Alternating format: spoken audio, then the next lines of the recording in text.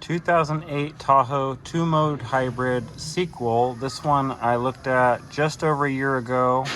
It had 255,000 miles or so, and it has not accumulated any miles since the last time I saw it, because previously it was diagnosed as having a high voltage isolation, loss of isolation, and that was traced into the transmission. So it had a transmission full of metal, and it needed a transmission replacement and overhaul, etc. So we could not find parts, so they towed it out of here. It's allegedly had a used transmission installed, and it will not start, right? So it came to me with a completely, absolutely dead battery. I've completely charged the battery. We obviously have no crank, no start, and next step would be checking codes. I got about 1 million codes, and this is immediately after reconnecting the battery, so all of these codes have set in this key cycle. High voltage interlock, high voltage interlock, high voltage interlock. So we know somebody just replaced the transmission. They just did a bunch of work, and immediately I'm seeing interlock circuit codes. So I wonder if all that happened here was that they forgot to connect an interlock connector. That would just make this way too easy. I'm just going to record and clear all these codes, because a lot of them are low voltage and voltage performance codes, which are most likely going to be related to your dead battery. I'll clear all and then just see what comes back. Anything that comes back is a hard fault, and then we'll actually be able to chase that down.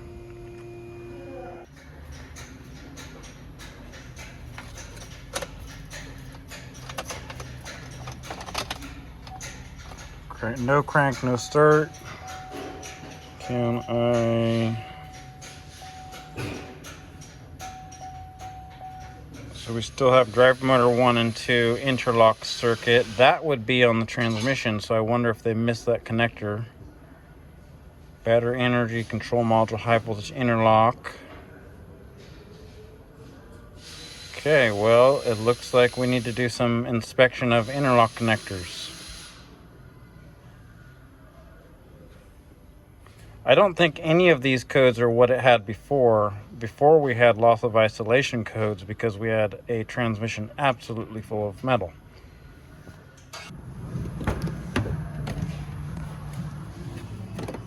Gee, I wonder why it won't start, and we have interlock codes. Is this really why they towed it back to me? Don't tell me. Don't tell me that this is why they towed it back to me.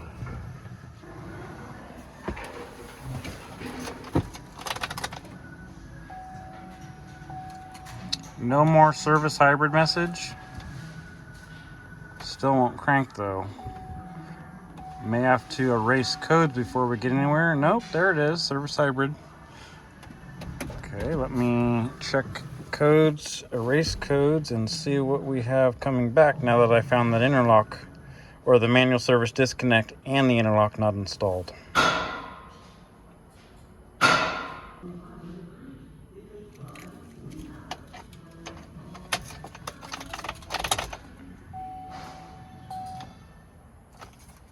Might have to do the system isolation test, or whatever you have to do to re-enable high voltage after some of these codes set.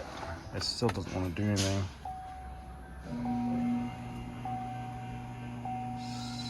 That message has not come back just yet.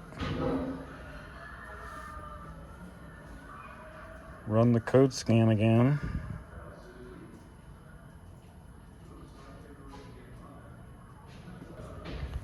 Okay, so this is after another code scan, and now I do not have any high voltage codes.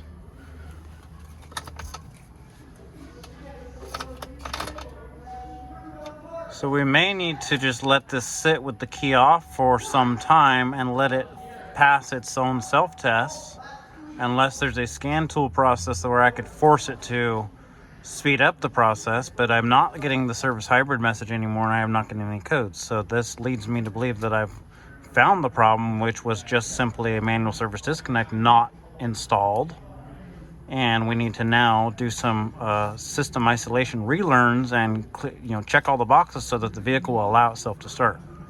So let me do a little research on what exactly do I need to initiate here. I left it off for maybe 5 minutes, which is not long enough, but I did find something in the service information that I may pursue.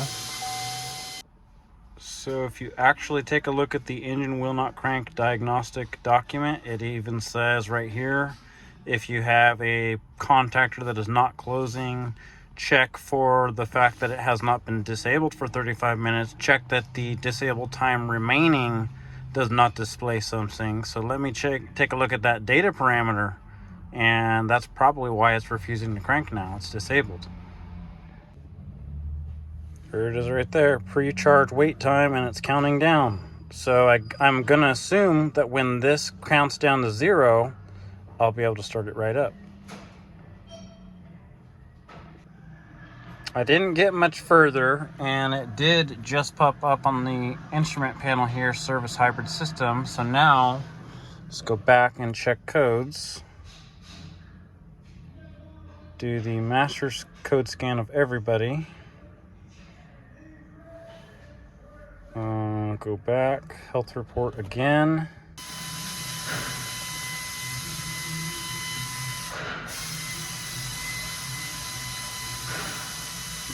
Oh no, that's not good. That code, this code, phase correlation can almost only be something faulty within that used transmission that they installed. Let me do my research on that, but look at that.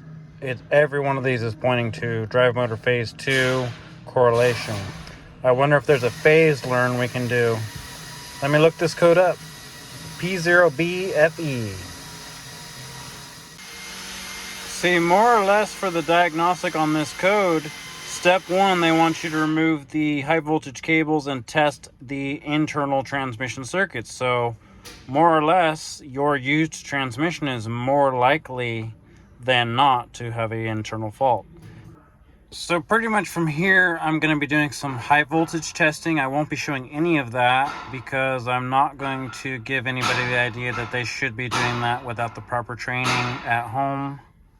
So I guess more than likely I'm going to break somebody's heart and tell them that their new transmission's bad, but it even says could even be the power inverter module. We'll just have to do some testing and confirm.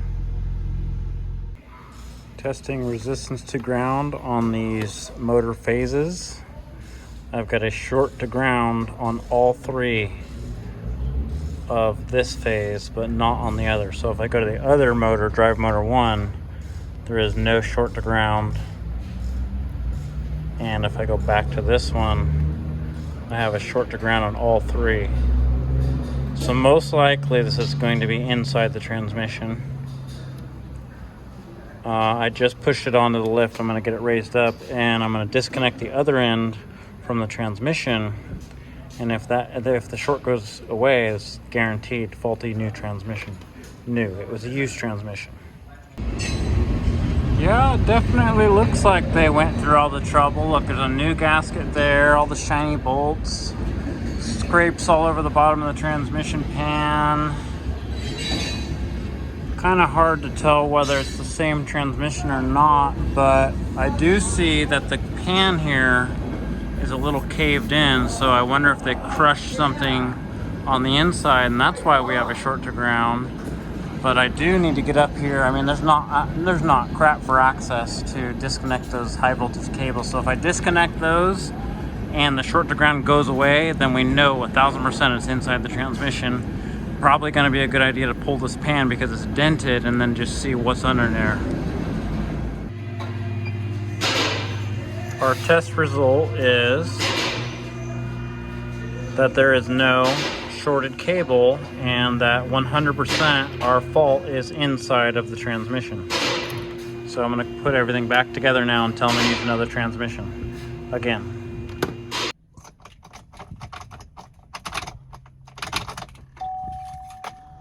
Well, About 1 year and 2 miles ago, I diagnosed this vehicle as needing a transmission.